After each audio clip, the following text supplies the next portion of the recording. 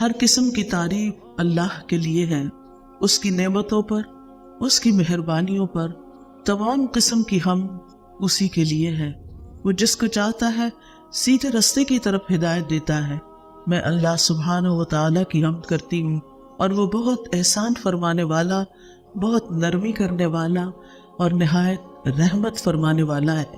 قرآن مجید میں اللہ سبحانہ و تعالیٰ کا ارشاد ہے، وَعِبَادُ الرَّحْمَنِ الَّذِينَ يَمْشُونَ عَلَى الْأَرْضِ هَوْنًا وَإِذَا خَاطَبَهُمُ الْجَاهِلُونَ قَالُوا سَلَامًا۔ اور رحمان کے بندے وہ ہیں، رحمان کے بندے، خاص بندے جو زمین پر نرمی سے چلتے ہیں، آہستگی سے چلتے ہیں، پاؤں مار مار کے نہیں چلتے، اور جب جاہل لوگ، ناسمجھ لوگ ان سے بات کرتے ہیں، الجھتے ہیں، جھگڑتے ہیں، تو وہ کہتے ہیں سلام ہے، یعنی بحث مباحثے کو طول نہیں دیتے، جھگڑے کو بڑھاتے نہیں۔ تو یہاں رحمان کے بندوں کی پہلی صفت جو بیان ہوئی ہے وہ بڑی ہی اہم ہے۔ رحمان کے بندے دو طرح کے ہیں، ایک عام اور ایک خاص۔ عام بندوں میں ہر طرح کی مخلوق شامل ہے، نیک، بد، اچھے، برے، مسلمان، غیر مسلم، سب کے سب، وہ سب رحمان کے بندے ہیں۔ ان کل من فی السماوات والارض الا آتی الرحمن عبدا۔ آسمانوں اور زمین میں جو کوئی بھی ہے وہ رحمان کے پاس غلام بن کر آنے والا ہے، بندہ بن کے آنے والا ہے۔ اور دوسرے خاص بندے جو اللہ کے نبی، مرسلین اور اس کے ولی ہیں، جو اس کے اطاعت گزار، فرما بردار بندے ہیں، جو صرف علم حاصل نہیں کرتے بلکہ اس پر عمل بھی کرتے ہیں، اور ان کی کچھ خاص صفات ہوتی ہیں۔ وہ صفات تو کافی ساری ہیں، لیکن میں آج صرف پہلی صفت پہ بات کروں گی، اور وہ صفت ہے نرمی کی، عاجزی کی، انکساری کی، آہستگی کی۔ تو ان کے بارے میں فرمایا کہ یمشون علی الارض ہونا، یعنی اللہ اور مخلوق کے سامنے وہ بڑے پرسکون اور متواضع ہوتے ہیں، ہمبل ہوتے ہیں۔ یہ بات کیوں کی گئی؟ یہ اس لیے کی گئی کہ انسان کو یہ یاد دہانی کرائی جائے کہ انسان اپنی اصل کو یاد رکھے۔ ہماری اصل کیا ہے؟ ہم مٹی سے بنے۔ آدم علیہ السلام کو اللہ تعالیٰ نے مٹی سے بنایا تھا۔ مٹی کہاں ہوتی ہے؟ زمین پہ نا، نیچے، ہمارے پاؤں کے نیچے روندی جاتی ہے۔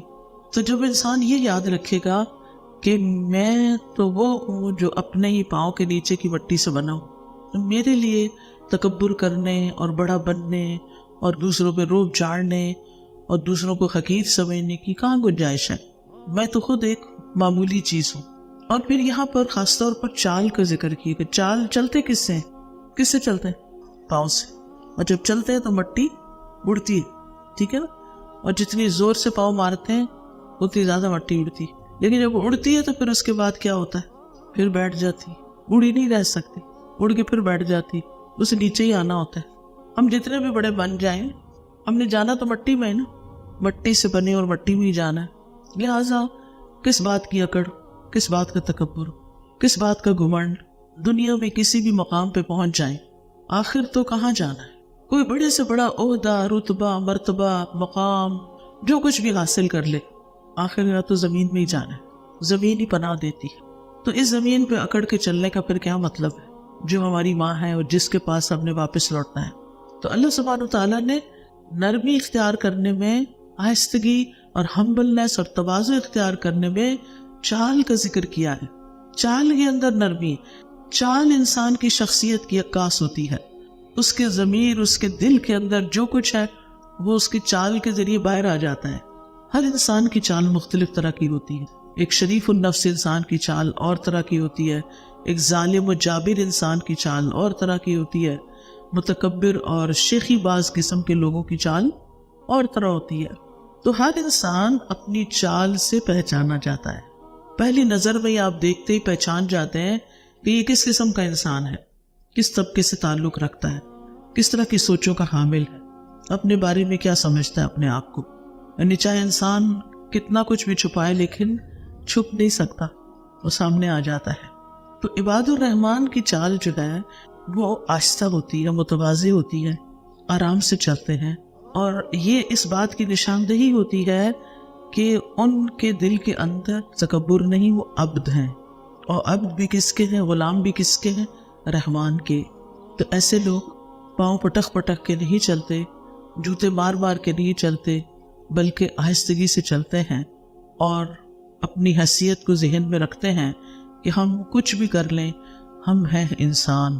اور پھر دوسری صفت اس آیت میں کیا ہے؟ وَإِذَا خَاطَبَهُمُ الْجَاهِلُونَ قَالُوا سَلَامًا۔ چال کے بعد دوسری پہچان انسان کی گفتگو ہوتی ہے، بات چیت ہوتی۔ مثلا کوئی آ رہا ہونا تو آپ دیکھتے ہیں کیسے چل کے آ رہا ہے، آ گیا پھر وہ بات کرنے لگتا ہے تو مزید پتہ چلتا ہے کہ یہ کیسا انسان ہے۔ تو جب وہ بات کرتے ہیں تو ان کی بات کے اندر حلم ہوتا ہے، برداشت ہوتی ہے، آرام سے بات کرتے ہیں۔ جبکہ جاہل لوگ، ناسمجھ لوگ، بے وقوف لوگ، وہ کیا کرتے ہیں؟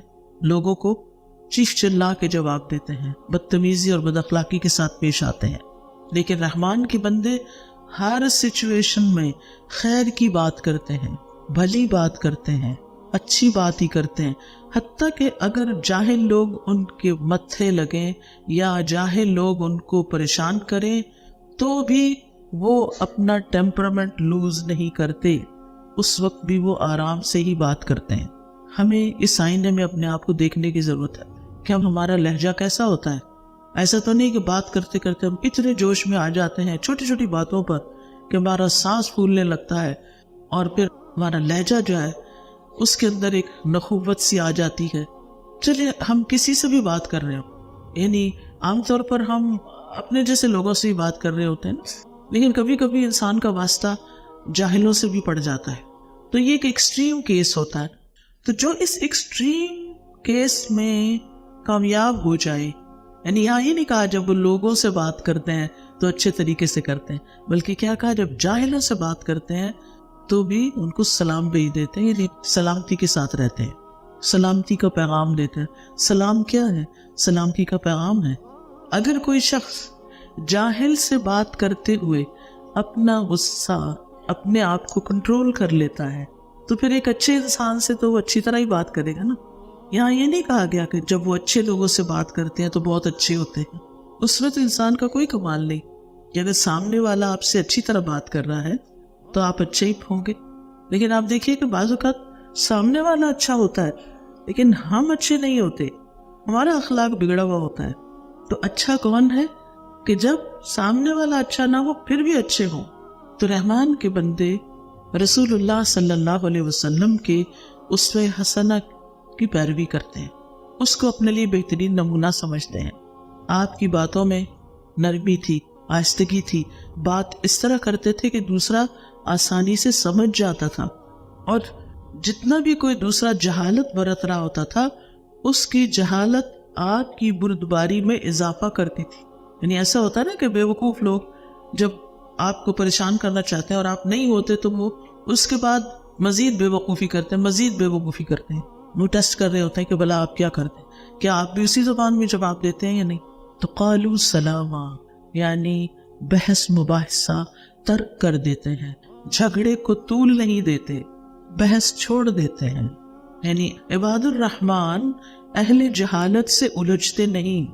اب یہ اہل جہالت آپ کے گھر میں بھی ہو سکتے ہیں اور باہر بھی جہاں آپ کا کوئی کام ہو وہاں بھی ہو سکتے ہیں، وہ کوئی رکشہ ڈرائیور بھی ہو سکتا ہے، وہ کوئی دکاندار بھی ہو سکتا ہے، کہیں بھی کوئی ہو سکتا ہے۔ لیکن آپ کو یہ نہیں دیکھنا کہ دوسرے کیا کر رہے ہیں، آپ کو یہ دیکھنا کہ آپ کو خود کیا کرنا ہے، یہاں آپ کا رول کیا ہے۔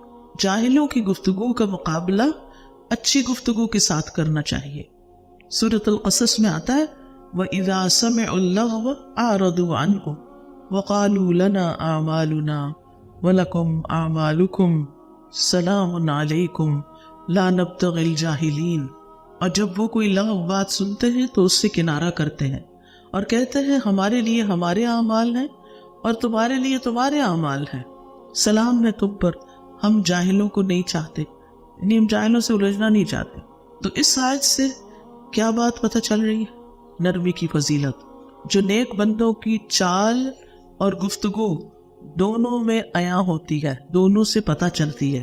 رحمان کے بندوں کے اندر حلم ہوتا ہے، برداشت ہوتی ہے، احسان کا رویہ ہوتا ہے، عفو درگزر کرنا جانتے ہیں، ان کے اندر ایک ذہنی سکون ہوتا ہے۔ پھر یہ کہ حلم اپنانا بلند اخلاق کا درجہ ہے، اور احمق لوگوں کے مرتبے پر نیچے اترنا کم عقل لوگوں کی ایک قسم ہے۔